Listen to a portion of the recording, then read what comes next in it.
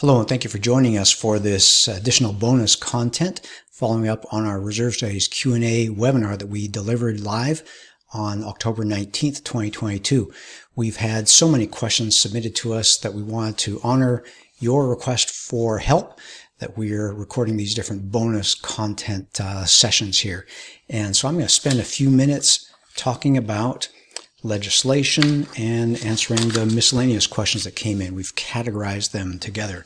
We have some others: general Q&A, components, funding plan, insurance, investments, inflation, legislation. So look for those. But at this point in time, let me spend a few minutes talking about legislation and the miscellaneous questions that came in. Okay, first, since I'm in the Denver metro area, does it look like Colorado and other states are going to mandate reserve studies? And if so, is there a clear picture of what that could possibly look like? No clear picture. Legislation is a murky and uncertain business.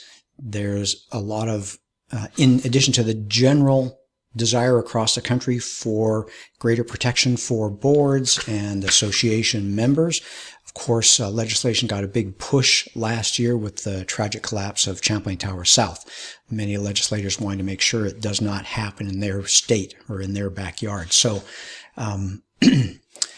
more legislation is coming regarding condo safety and specifically reserve studies and reserve disclosures. I know the Colorado governor earlier this year vetoed some proposed legislation that included a requirement for reserve studies every 5th year. And as I said, that was vetoed. I hope that that comes back again next year, revised, hopefully cleaned up to require reserve study updates every 3rd year, consistent with national best practices. But expect that more legislation is coming, okay? Next question: how many states mandate a reserve study?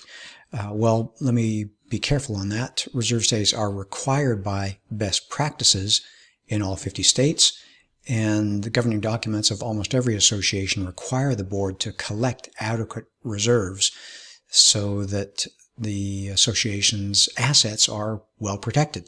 And the way you do that is by getting a reserve study regularly. So on a practical level, reserve studies are currently required everywhere. State law in about 25 states currently requires either some degree of reserve study compliance, meaning you have to have a reserve study every X number of years of this type, or a reserve disclosure where you're communicating to the owners the status of the reserve fund, or to the owners or prospective buyers, status of the reserve fund, a statement of adequacy, or things like that, so the members of the association know what's going on. Is the Fannie Mae reserve contribution a mandatory requirement? Let me be careful on that one to try to be clear. Fannie Mae and Freddie Mac both look for 10% of budget going to reserves. That's not a high requirement. That's a low requirement because most associations need 15 to 40% of total budget going to reserves to adequately offset the deterioration going on at the property. So they both have that 10%. They're looking for 10%. It's an easy number to look at. But remember, Fannie Mae and Freddie Mac only have influence because they're in the lending side of things. So they only have influence if a buyer is trying to get a loan from the 80% or so of lenders across the country that cash out their loans to Fannie Mae or Freddie Mac.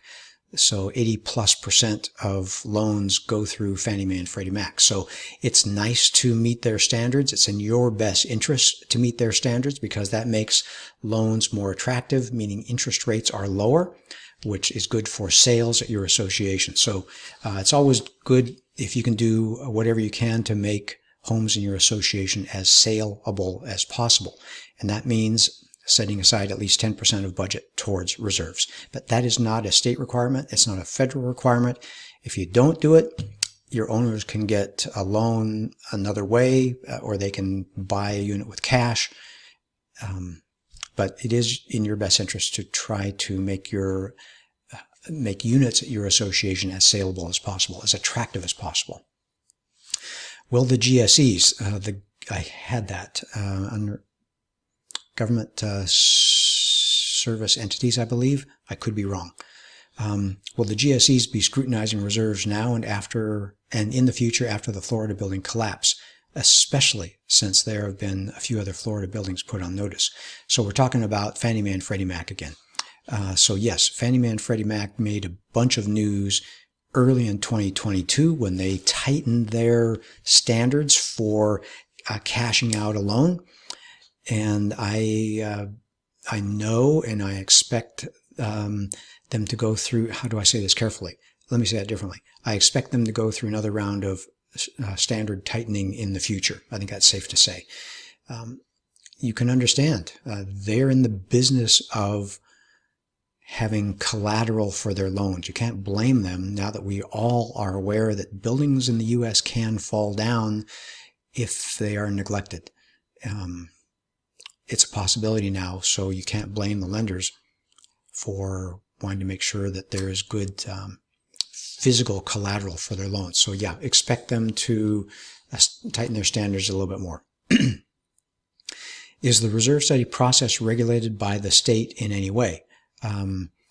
Yes, the reserve study process is regulated by the state by way of requiring a reserve study or of a certain type every X number of years, with site visit update every third year or every fifth year. In some states, there is a disclosure that needs to be filed every year, and that requires an updated reserve study. So yes, the state is involved in, I think I said 25 or so different states. So yes, check with your attorney, check with your manager, check with your local CAI chapter, check with your local reserve study provider, and know what you're up against. But basically, getting a regular reserve study update is in your best interest, and sometimes it also gives you compliance with local state law. Okay, miscellaneous questions. Had a number of them here. Didn't fit into a particular category. We're a single-story triplex in San Diego that was built in the 70s. We've never had an engineer's report done, should we? And my answer to that was, if you were built in the 70s, that means you're over 40 years old, and San Diego's California. In California, if you have wood balconies or wood exterior stairwells, anything projecting outside of the building envelope that's made of wood, you'll need a structural inspection every 9 years to comply with California Civil Code 5551. There's other similar requirements around the country. Now, there's no way I know if your association is safe or not. We did a webinar, and I'm here in my office recording answers to questions. You need to hire a qualified architect or engineer to answer that question. If they say, no worries, after their inspection, that's a good thing to know. When they say that, ask how often they would consider it to be best practice for a building of your construction type to get a similar evaluation, and expect that structural evaluation inspection by the qualified architect or engineer. Expect that to be somewhere in the 10-ish to 20-year time frame. Actually, depending on your building structure, it could be 5 to 20 years. But look to them for some assistance. So many times I answer these questions with, go to an expert. And that is really the right thing to do. As a board member, you're not required to be the expert in all these different subjects. Your job is to be a decision maker. So make sure you're making decisions based on well-founded information. Okay, you mentioned your UPlanet online reserve calculator. Is that accessible to your do-it-yourself kit clients? UPlanet access is free for our what we call our professional level of service clients. That's the full update with site visit and update no site visit clients.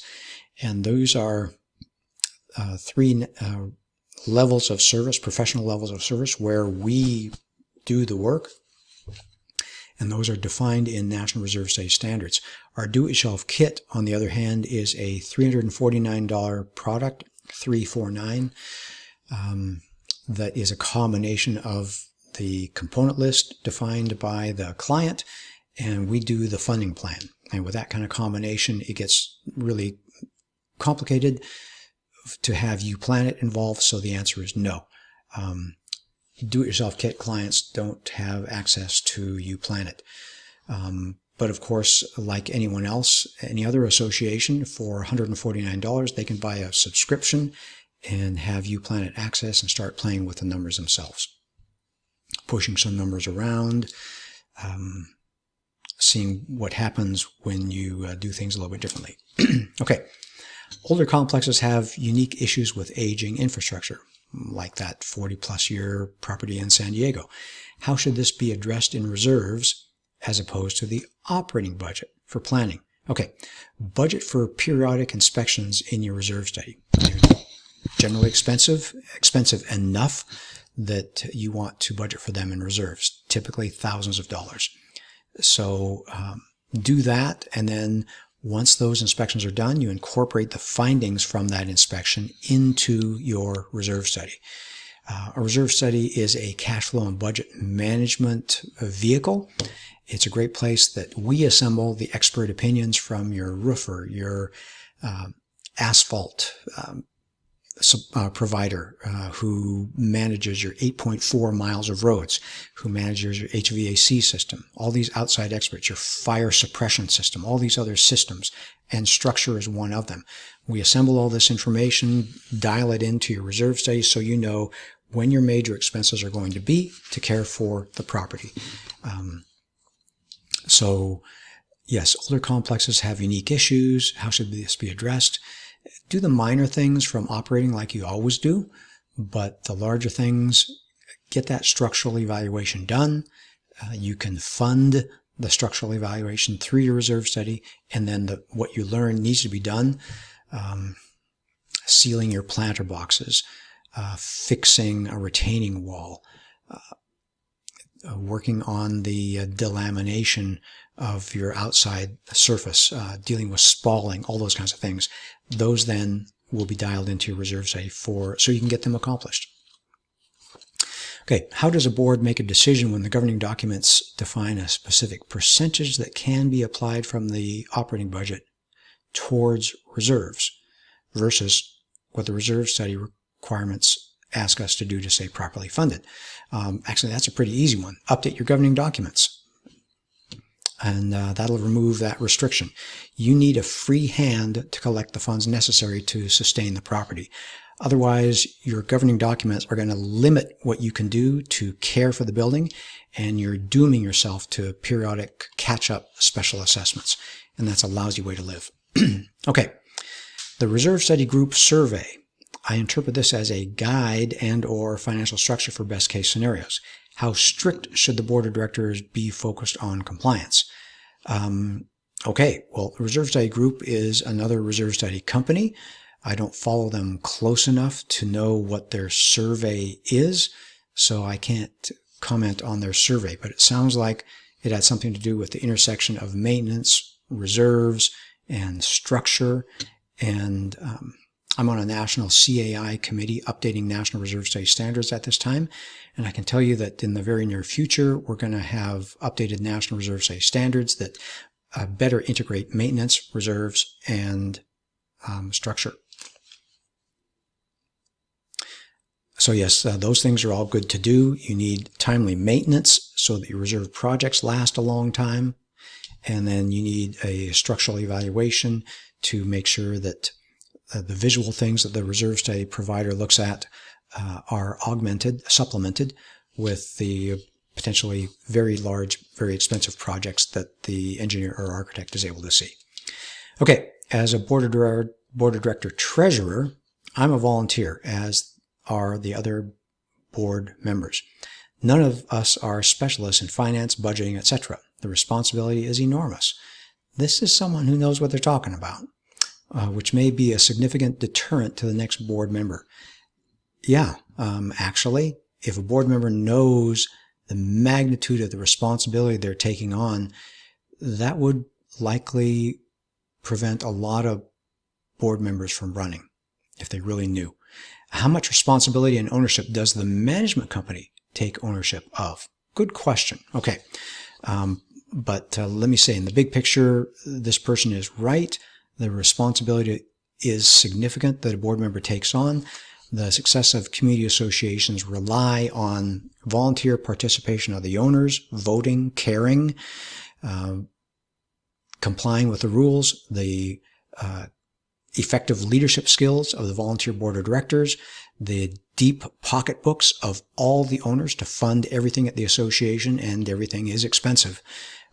So it's extremely reliant on everything working just right. And that's why we have so many associations across the country that are struggling because things aren't working just right. But regarding your question, consider your management company like your very capable executive assistant. They are there to handle the details of the billings, the accounting, the inspections, the fine notifications, the lien notifications for people that are delinquent, paying the bills, handling meeting notes, all these sorts of things that are involved in administering the ongoing daily operation at the association. They're generally very capable administrators. But, before I say but, and they are often very capable counselors and coaches saying, it would be wise to do this or it would be wise to do that. But it is always the board who makes the decisions. So the manager often and likely presents, we should do it this way, or you should think about this. Listen to them and make the decisions. That's the board's job. It's your mortgage. It's your home. The manager goes home at night to where they live. This is your place, so you need to care about it, and the board is always the decision maker. The state law supersede our CC&Rs, and then where do bylaws fit in? And very quickly, I'm a reserve study provider, and this is outside my scope of expertise, so that's a better question for an association attorney. So again, like I've said many times, consult your reserve study provider. This is one of those times where I'm going to say consult your attorney. I read in the Davis-Sterling Act, a tip-off. Davis-Sterling Act is the body of condominium law in California. Okay, I read in the body of condominium law in California, community association law, I should say, that you must have all subject matter to be discussed listed on the agenda for both the general session along with the executive session. As president, I've been making sure this is done for the last couple of meetings, but some members of this board like to surprise you with complaints or attacks in the executive session without adding anything to the agenda and without forewarning, and that is only the first 20% of this very long question. And I'm going to bail already. I'm not here capable, and I don't want to speak about specific state law issues. That's a question for your attorney. The business judgment rule is there to help you. The business judgment rule says you have a duty of loyalty, a duty of, and of course now I'm missing it, a duty of, it's like duty of quality, duty of loyalty, and a duty of inquiry. That's because if you don't know, you need to reach out for assistance. And we're not here to be able to answer a question of this depth in a free webinar. Good for you to want to learn, but again, the board member's job is not to be an expert on everything, and sometimes you just need to pay for advice, and in this case, an attorney, to learn how to successfully move forward. That's just part of the business of running an association. I'm going to pause the video just a sec because it's bugging me. I want to remind myself of the business judgment rule. Okay, got it. A duty of loyalty, where you are loyal to the association over your own interests. Duty of care, which is caring for the quality of the work that gets done at the association. And a duty of inquiry. And that means that when you don't know, you ask for help. Again, as a board member of a volunteer organization, there's no way anyone expects you to either do everything or know everything. So this all in the business judgment rule, how you operate as a board member goes a lot towards asking questions. So there are times when you need to ask your reserve study professional. I think I've said that many times, where you need to ask your attorney for clarification, ask your manager who you should be asking to get additional insights. But but do be reaching out. And that is the last question. And so this is the end of what we are doing for the bonus content for this little section here. And that was a nice question to kind of summarize my feelings on a lot of matters, to know when to reach out, and because I got to say, the future of your association and the well-being of your owners relies on the good decisions that you make. So care about it. We talk about the attributes of a good board member are that they care, they're curious, they're courageous, and they're good communicators. So good luck to you. Let us know how we can help. Plenty of free resources on our website. We'd love to stand beside you with a reserve study. But best wishes to you. Glad to be part of success at your association.